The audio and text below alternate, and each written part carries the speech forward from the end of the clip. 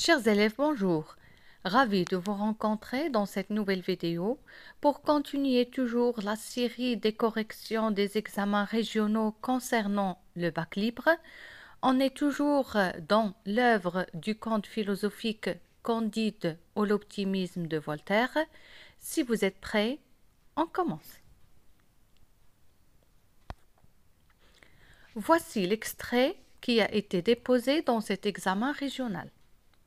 Le lendemain, en se promenant, il rencontra un guilleux, tout couvert de pustules, les yeux morts, le bout du nez rongé, la bouche de travers, les dents noires et parlant de la gorge, tourmenté d'une toux violente et crachant une dent à chaque effort. Candide, plus ému encore de compassion que d'horreur, donna à cet épouvantable guilleux les 2 florins qu'il avait reçus de son honnête anabaptiste Jacques.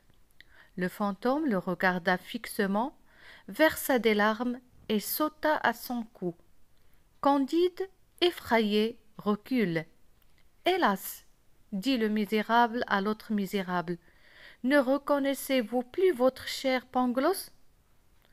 Qu'entends-je ? Vous, mon cher maître, vous, dans cet état horrible, quel malheur vous est-il donc arrivé? Pourquoi n'êtes-vous plus dans le plus beau des châteaux? Qu'est devenue mademoiselle Cunégonde, la perle des filles, le chef-d'œuvre de la nature?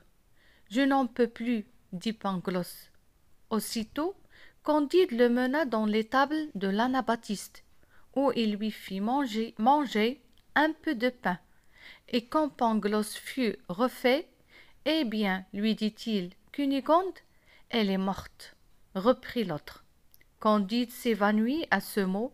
Son ami rappela ses sens avec un peu de mauvais vinaigre, qui se trouva par hasard dans l'étable. Candide rouvre les yeux. Cunégonde est morte? Ah, meilleur des mondes, où êtes-vous? Mais de quelle maladie est-elle morte? Ne serait-ce point de m'avoir vu chasser du beau château de monsieur son père à grands coups de pied? Non, dit Pangloss. Donc, pour bien comprendre l'extrait, il faut chercher les mots-clés ou bien les mots qui peuvent nous aider à mieux comprendre le texte et le situer. Si vous avez remarqué, on a parlé de Candide, Pangloss, Jacques l'Anabaptiste, le guilleux. Donc, ce texte se situe après que Candide a été chassé du château et après avoir été engagé dans l'armée et après qu'il a été sauvé par le roi du Bulgare qui lui a donné sa grâce, Candide a assisté à une guerre entre les Avars et les Bulgares. Cette atroce guerre ou bien cette boucherie héroïque a poussé Candide à s'enfuir et à se diriger vers la Hollande. Et en Hollande, en croyant qu'il va être riche et heureux, il rencontra Jacques l'Anabaptiste qui va l'embaucher ou bien chez qui il va travailler. Et pendant quelque temps, Candide rencontre Pangloss qui était devenu un guilleux, c'est-à-dire il est totalement déformé au point que Candide ne le connaissait plus. Donc, pour qu'il lui raconte que le château a été attaqué par les Bulgares et que mademoiselle Cunégonde est morte. La première partie de cet examen concerne l'étude de texte. La première question, complétez le tableau ci-dessous. Le tableau contient titre de l'œuvre, le genre littéraire, la date de parution et l'auteur. Le titre, bien sûr, le jour de l'examen, soit vous écrivez seulement Candide ou bien Candide ou l'optimisme, c'est correct. Le genre littéraire, c'est un conte philosophique. Date de parution, 1759. L'auteur, c'est Voltaire. Deuxième question. Pour situer le texte, répondez aux questions suivantes. Vous avez des questions auxquelles vous devriez répondre. Dans quel pays européen se trouvait Candide? Candide se trouve en Hollande. C'est là où il va rencontrer Jacques. Qui avait aidé Candide dans ce pays? C'est Jacques ou bien Jacques l'Anabaptiste. Quel est le personnage décrit au début du texte?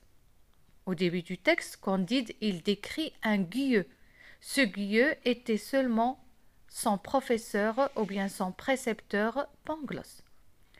Relevez deux indices qui montrent qu'il est décrit d'une façon dévalorisante, c'est-à-dire négative. Vous avez un guilleux, un misérable, couvert de pustules, les dents noires, la bouche de travers. Ce sont des indices qui montrent que la description elle est négative, dévalorisante, défavorable. Quel sentiment Candide a-t-il éprouvé à la vue de cet homme?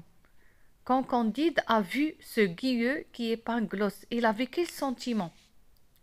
Il était ému, effrayé, il avait de la compassion et l'horreur.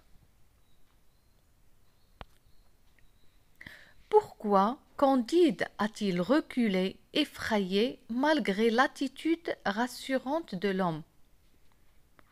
En voyant le guilleux, cet homme qui est totalement déformé et malade, Candide recula en arrière, il avait peur, il était effrayé, malgré que l'homme était calme et tranquille, parce qu'il n'a pas reconnu que l'homme était Pangloss. Les phrases interrogatives et exclamatives de Candide. Au cours de son échange avec Pangloss, exprime soit la curiosité et la joie, ou bien l'incompréhension et la surprise, ou bien l'indifférence et la colère. Les phrases interrogatives et exclamatives prononcées par Candide expriment l'incompréhension et la surprise. Candide n'a rien compris et en même temps il est surpris. Quelle mauvaise nouvelle a-t-il appris à propos de Cunégonde? La mauvaise nouvelle, c'est que Cunégonde est morte. Vous avez la phrase « Le fantôme le regarda fixement ». La figure de style employée dans cette phrase est une comparaison, une métaphore ou bien une antiphrase.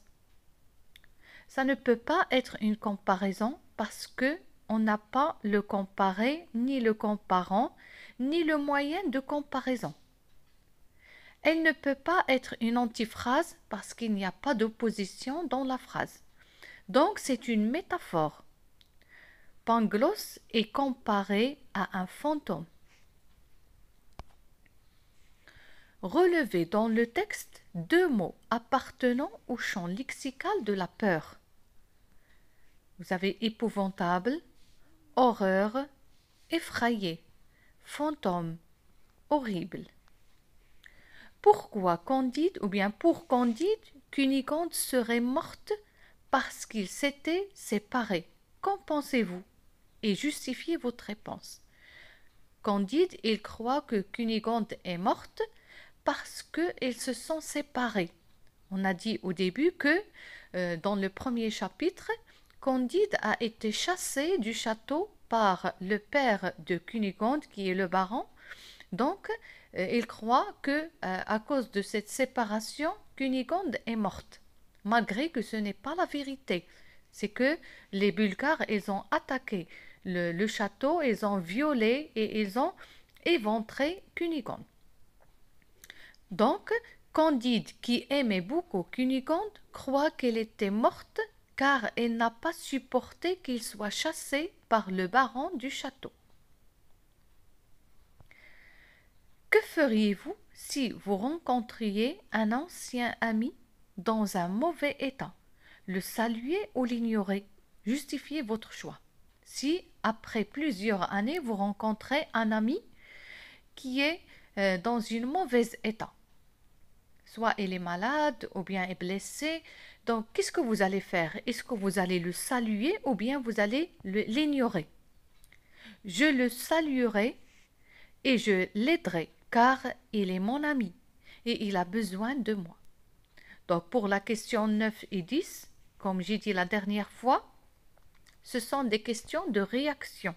Ça veut dire vous êtes obligé de donner votre point de vue et de le justifier. On arrive alors à la fin de cet examen régional. J'espère qu'il vous aidera à mieux comprendre les questions qui se posent le jour de l'examen. Merci pour votre attention et on se rencontre dans une nouvelle vidéo pour corriger une nouvelle ou bien un nouveau examen régional.